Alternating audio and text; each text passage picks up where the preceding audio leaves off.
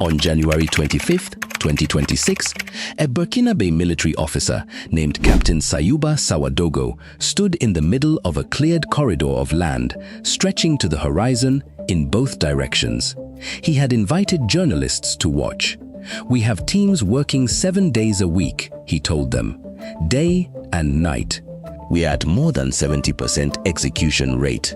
Behind him, 232 kilometers of cleared land, trees felled, roots removed, earth leveled. The highway had launched 40 days earlier.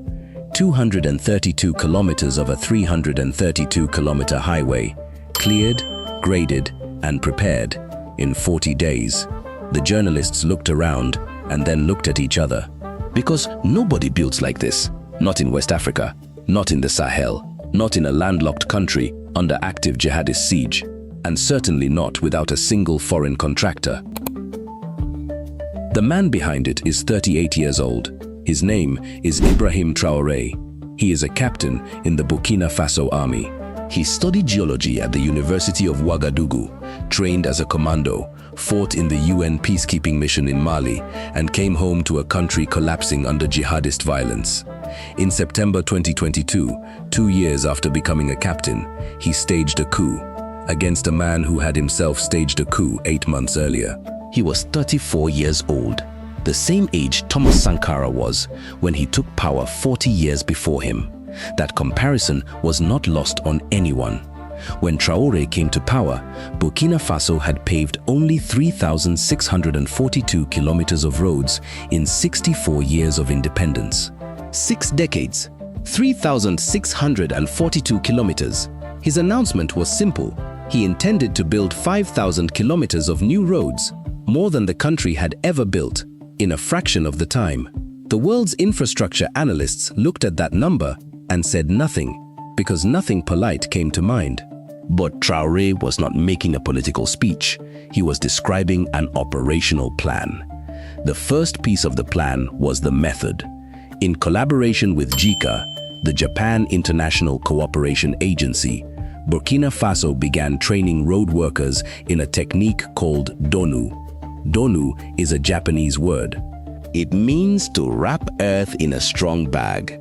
The technique uses polypropylene bags filled with locally available material, sand, soil, gravel, tightly compacted in overlapping layers. No heavy imported materials, no expensive machinery for the base layers. Local earth, local labor, local knowledge. JICA conducted training across 12 districts of Ouagadougou and 5 districts of Bobo-Dioulasso in February 2025. The method requires no foreign experts on site after the initial training. It requires human hands and locally available soil. That is the economy of it. The second piece of the plan was the highway itself. On December 16, 2025, Traoré stood at a site called Yimdi, the western exit of Ouagadougou, and officially launched construction of the Ouagadougou Bobo-Dioulasso expressway, 332 kilometers long, 8 lanes, 4 in each direction, a 100-meter wide right-of-way, 9 two-level interchanges, 28 overpasses, design speed of 140 kilometers per hour, first expressway in Burkina Faso's history, financed entirely from state resources. No IMF, no World Bank, no Chinese debt, no French contractor. 200 billion CFA francs, roughly $357 million, earmarked in the 2026 national budget from locally generated revenue. Traoré gave his instruction directly. The work would proceed at an infernal pace, 24 hours a day, 7 days a week. And then he did something almost no African head of state does. He made it happen. The machines the government deployed came from Ghana, purchased outright, not rented. Over 1,000 motor graders and bulldozers acquired and shipped in. Thousands of young Burkinabés trained and employed on the construction sites directly.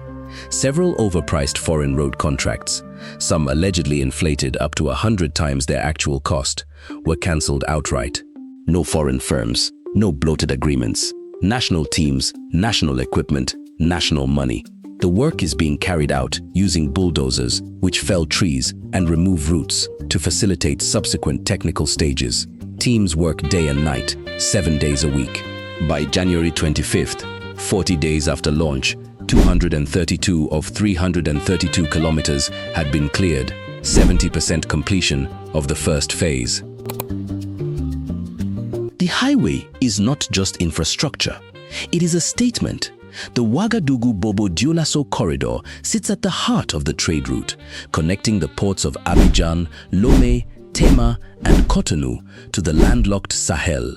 Every truck carrying goods between West Africa's coast and its interior passes through this corridor. The existing road, National Route 1, was built during French colonial rule. Burkina Faso has been maintaining a French-era road as its economic artery for 6 decades. Traoré's highway replaces it. Owned by Burkina Faso, built by Burkina Faso, paid for by Burkina Faso. For a country that expelled French forces, banned French media, and joined Mali and Niger in the alliance of Sahel states as a direct rejection of Western-oriented regional governance, the highway is ideology in asphalt. Across the continent, young Africans are watching. Phone cases with Traoré's face, murals in Dakar, social media posts in Yoruba, Swahili, and Wolof, sharing videos of the bulldozers working at night under floodlights in the Burkinabe dust. The image being projected is powerful. A young African leader who studied geology, put on a uniform, and built something real without asking permission from anyone in Paris or Washington. But here is where the story must stop and breathe, because the highway is real, and so is everything else. In 2024, Burkina Faso became the country most affected by terrorism in the world, 1/4 of all extremist attacks globally. 9 of the world's 20 deadliest attacks, all in Burkina Faso. Since Traoré took power, deaths caused by militant Islamist violence have tripled.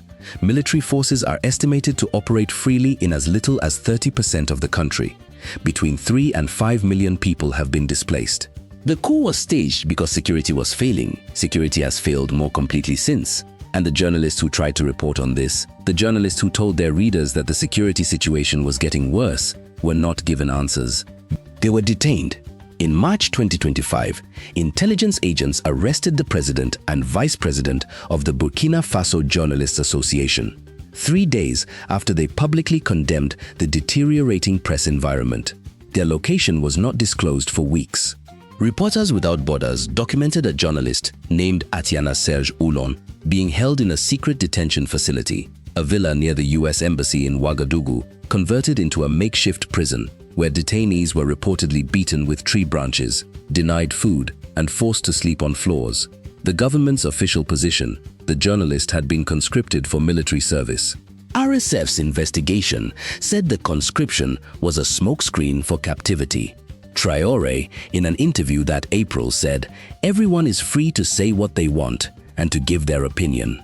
The same month, his government banned more than 100 civil society associations and dissolved all political parties. As of January 2026, Traoré has survived at least 5 coup attempts since taking power. His mandate, originally set to expire, has been extended by 5 years through a national consultation that most political parties boycotted. Elections have been postponed until 2029. The Independent National Electoral Commission has been dissolved. So, what is Ibrahim Traoré? He is the man who cleared 232 kilometers of highway in 40 days, who cancelled inflated foreign contracts, who trained thousands of young Burkinabes to build their own roads with Japanese earthbag technology, who financed a $357 million highway from state revenue without a single dollar of external debt.